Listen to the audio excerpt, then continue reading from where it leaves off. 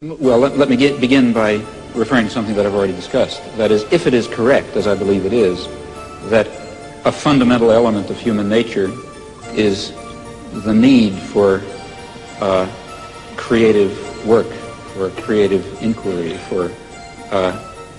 for free creation without the arbitrary limiting effects of coercive institutions, then, of course, it will follow that a decent society should maximize the possibilities for this fundamental human characteristic to be realized. That means trying to overcome the elements of repression and oppression and destruction and coercion that exist in any existing society, ours for example, as a historical residue. Now, a federated, decentralized system of free associations incorporating economic as well as social institutions would be what I refer to as anarcho-syndicalism, and it seems to me that it is the appropriate form of social organization for an advanced technological society in which human beings do not have to be forced into the position of tools, of cogs in the machine, in which the creative urge, that I think is intrinsic to human nature, will in fact be able to realize itself in whatever way it will. I don't know all the ways in which it will.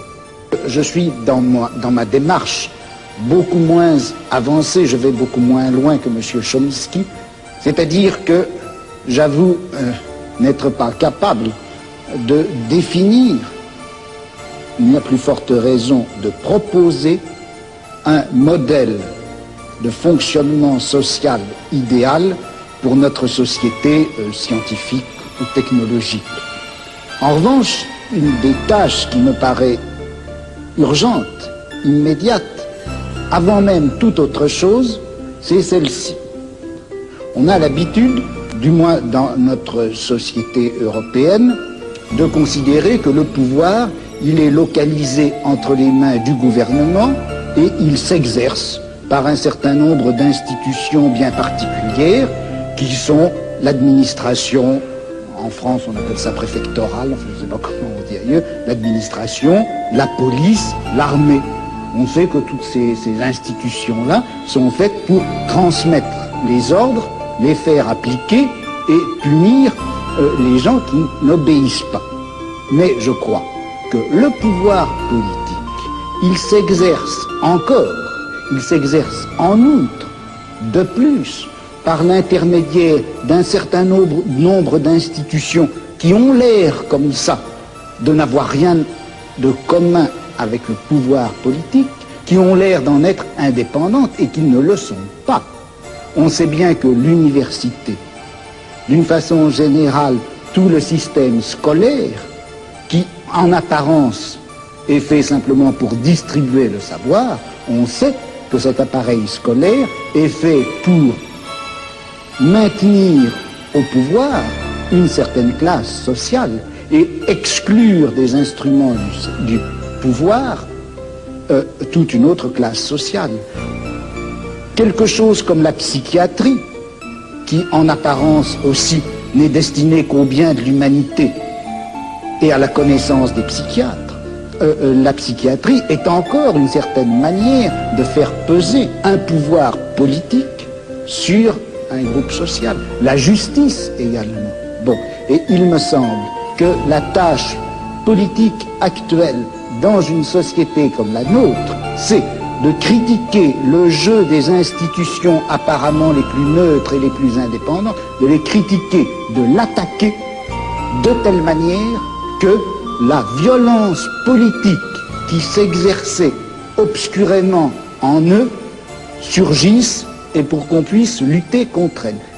À vouloir tout de suite, enfin si on cherche tout de suite à donner le profil et la formule de la société future, sans avoir bien fait la critique de tous les rapports de violence politique qui s'exercent dans notre société, on risque de les laisser se reconstituer, même à travers des formes aussi nobles, apparemment aussi pures que celles du syndicalisme anarchiste. Yes, I would certainly agree with that, not only in theory but also in action. That is, there are two intellectual tasks. One, and the one which I was discussing, to try to create the vision of a future just society. Another task is to understand very clearly the nature of power and oppression and terror and destruction in our own society. And that certainly includes the institutions you mentioned, as well as the central institutions of any industrial society, namely the economic, commercial, and financial institutions. In particular, in the coming period, the great multinational corporations, which are not very far from us physically tonight. Those are the basic institutions of oppression and coercion and autocratic rule that appear to be neutral. After all, they say, well, we're subject to the democracy of the marketplace. Still, I think it would be a great shame to lose or to put aside entirely the somewhat more abstract and philosophical, if you like, task of trying to draw the connections between a concept of human nature that gives full scope to freedom and dignity and creativity and other fundamental human characteristics and relates that to some notion of social structure in which those properties could be realized, in which meaningful human life could take place.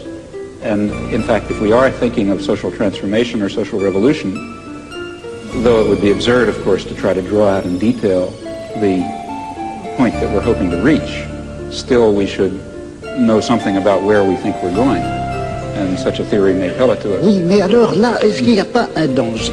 Si on dit qu'il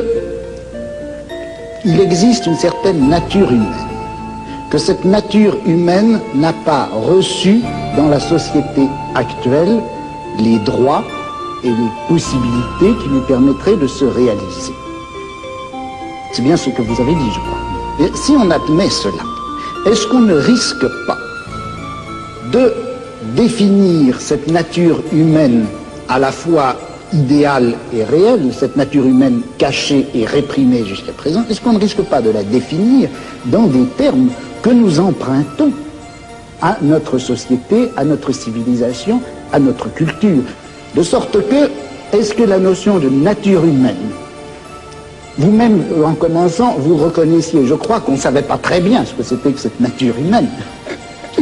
Alors, est-ce qu'elle ne risque pas de nous induire en erreur? Vous savez que Mao Tse-tung parlait de nature humaine bourgeoise et de nature humaine prolétarienne, et il considère que ce n'est pas la même chose. Well, you see, I think that in the intellectual domain of political action, that is, the domain of trying to construct a vision of a just and free society on the basis of some notion of human nature, in that domain we face the very same problem that we face in immediate political action.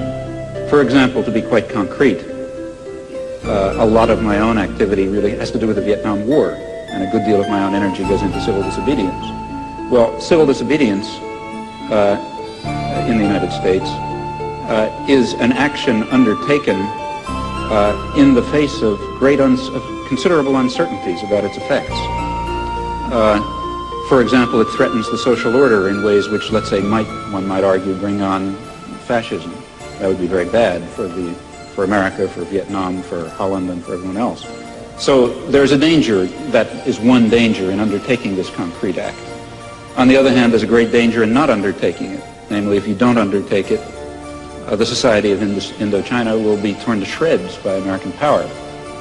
And in the face of those uncertainties, one has to choose a course of action. Well, similarly, in the intellectual domain, one is faced with the uncertainties that you correctly pose. Our concept of human nature is certainly limited, partial, socially conditioned, constrained by our own character defects and the defects and the limitations of the intellectual culture in which we exist. Yet at the same time, it's of critical importance that we have some direction, that we know what impossible goals we're trying to achieve if we hope to achieve some of the possible goals. And that means that we have to be bold enough to speculate and create social theories on the basis of partial knowledge while remaining very open to the strong possibility, in fact overwhelming probability, that at least in some respects we're very far off the mark. Il me semble que de toute façon, la notion même de justice fonctionne à l'intérieur de la société de classe comme revendication du côté de la classe opprimée et comme justification du côté de la classe oppressée. I don't agree with that. Et dans une société sans classe, je ne suis pas sûr qu'on ait encore à utiliser cette notion de justice. Yeah. Well, here I really disagree. I think that there is a sort of an absolute basis. If you press me too hard, I'll be in trouble because I can't sketch it out. But some sort of an absolute basis ultimately residing in fundamental human qualities in terms of which a real notion of justice is grounded. And I think that our existing systems of justice I think it's too hasty to characterize our existing systems of justice as merely systems of class oppression. I don't think that they are that. I think that they embody systems of class oppression, and they embody elements of other kinds of oppression.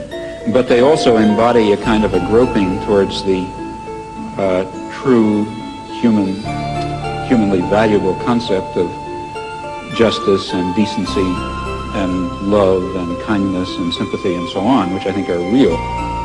Bon, est-ce que j'ai du temps pour répondre? Combien? Parce que... 2 minutes. Ben, moi, je dirais que c'est injuste. Absolutely. Non, mais bon, je ne veux pas répondre en si peu de temps. Je dirais simplement ceci. Je ne peux pas m'empêcher, contrairement à ce que vous pensez, je ne peux pas m'empêcher de croire que cette notion de nature humaine, cette notion de bonté, de justice, d'essence humaine, de réalisation de l'essence humaine, tout ça, ce sont des notions et des concepts qui ont été formés à l'intérieur de notre civilisation, dans notre type de savoir, dans notre forme de philosophie, et que par conséquent, ça fait partie même de notre système de classe, et qu'on ne peut pas, aussi regrettable que ce soit, on ne peut pas faire valoir ces notions pour décrire ou justifier un combat qui doit en principe bouleverser les fondements mêmes de notre société. Il y a là une extrapolation dont je n'arrive pas à trouver la justification historique.